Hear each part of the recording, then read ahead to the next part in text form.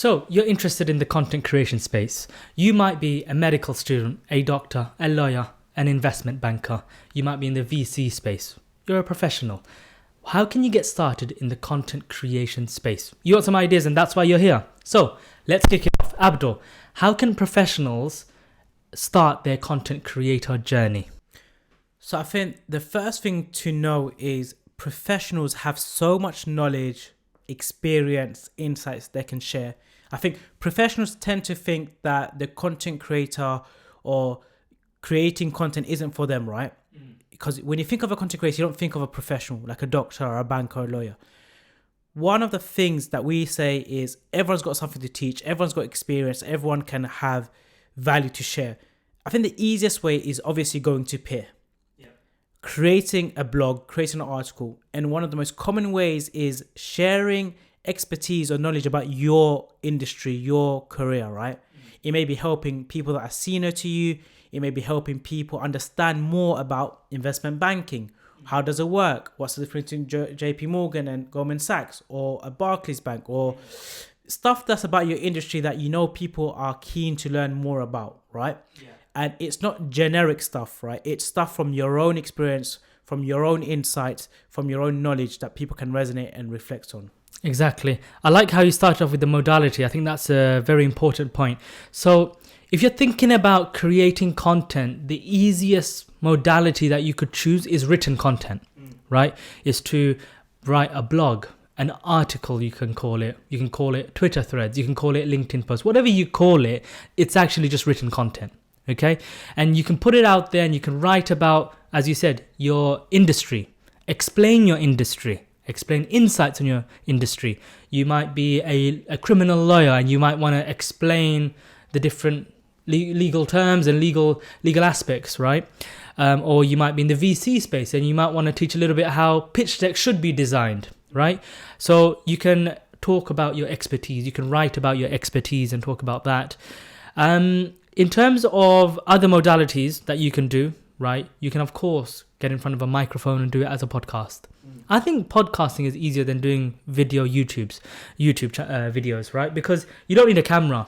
It's just your voice. So you can get a microphone for about a tenner off Amazon and you can just record your thoughts and put it out there. And you'll find that there's an audience out there who want to listen in to your thoughts.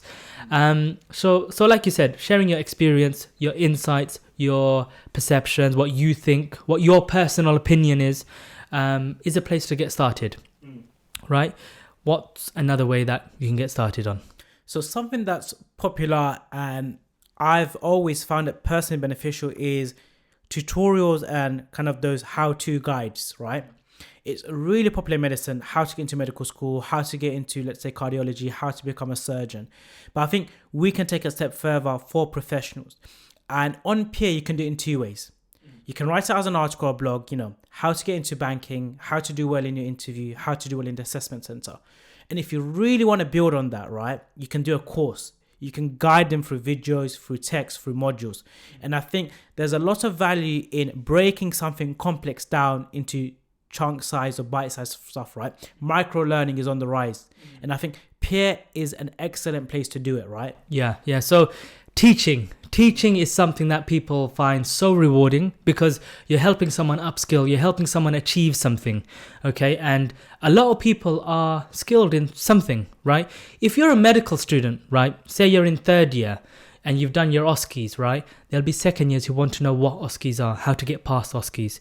If you're a consultant and you're very good at negotiating deals, how do you negotiate? Right, that's a very difficult skill actually, to negotiate deals. Or if you want to present very complex data, if you're very good at that, why don't you teach that? There's a lot of people out there who would literally cut off an arm and leg, give that to you to learn how to present data.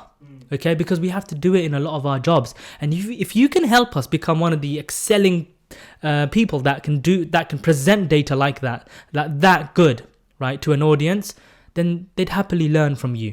So when you say how-to guides, tutorials, it could be on anything. It could be on how to use Microsoft Excel. It could be how to write prompts on ChatGPT. It could be on how to present data in Microsoft PowerPoint very well. It might be how to use Canva as a professional, right? It doesn't stop, right? Just go through and think about what things are you good at and can you teach that to someone? And if you need help doing that, right, just send us an email and we can help you get started. So teaching how to do anything, or teaching about how to pick up a certain skill, how to get past interviews, how to get certain jobs, it's all there for you. You can get started in one of those. What's something else that they can get started in? So this is my favorite. So there's a space that I think it's super cool. So we talked about kind of the generic advice about the industry, trends, challenges, kind of, you know, what investment banking looks like. And then on the other end, you have kind of guides, tutorials, how to get into banking, how to get into law. Then there's a bit in between where it's kind of the tips, the advice, the hacks. So this is content I think that's best suited for a blog, in terms of it's not going to teach you how to fundraise for a startup, but it might be an article on tips on things you can do, how to build investor relationships, or, you know, 5 tips on how to get in front of an investor, 5 tips to send out a cold email. So it's a nice little spot where people that are new to content creation can do, because we all have advice, we all have tips that we can share that we've discovered ourselves. And it doesn't mean you have to kind of sit down, spend a bit more time designing and developing a course. It's not something generic that is industry standard, but it's something unique to yourself. So that space in the middle is tips and tricks. Exactly. And don't fall into the trap, I'd say, of thinking, everyone knows it. So for example, I always thought at one point, everyone knows how to start a campaign of some sort, or set up a charity or a startup or a company of some sort, right? Everyone knows it. Why would I teach it? Lo and behold, people actually don't, and they would really appreciate your insight, your experience, your tips, your tricks. So the next point, right, which I really think is an interesting one, is your own perception, your own view, your own review on something, on a service. So we've got Dr. Junaid on LinkedIn, for example, right? I really like his reviews and his views, because he's a sort of no BS person, where he will tell you as it is. Your digital health product, does it really meet a need? Is it really solving a problem, right? And what you'll find is that people appreciate that. So for example, you might be a person who likes the digital health space. You can go through and offer your opinion on certain apps. You can say, why would anyone pay for this app? Because it's not solving a problem. It's a want rather than a need, and so it won't generate funds, and so it's not going to survive, right? Or you might be a surgeon and you understand the theatre etiquettes. So when someone's designed a weird instrument, you can say, that wouldn't survive in theatre. I've been in theatre and it won't survive because of these reasons. Lo and behold, your view, your review of that is actually very, very valuable. So what do you think about that? Providing your personal opinion on something. To be fair, I didn't even think of that. And I think that's actually very cool. Because professionals, they use a lot of software, they use a lot of services, they use a lot of products. And it's generic stuff that's online, right? There's no place where you can specifically go and find stuff, especially in theatres, right? One, there isn't a platform like Peerr where, let's stick to healthcare professionals, can come and talk about their stuff, right?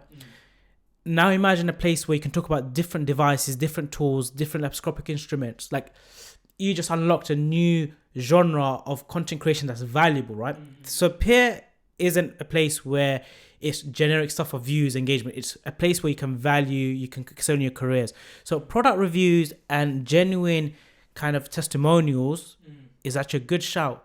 Exactly. And I think that lends it on to the next point that we have, which is that it sparks discussion and debate, right? And that's what you want. That's what you want with everything, because that's how humanity itself advances, right? By discussing, debating, critically analyzing. So the more people that get involved, right, the more we advance in healthcare, in law, in the corporate sphere, in how people advance as well. So the more you get involved, the more you're creating content, the more discussions you're sort of forced into. If you put content out there, right, you're sort of in a discussion already. You've put out your view. Someone's going to read that and have their own view, right?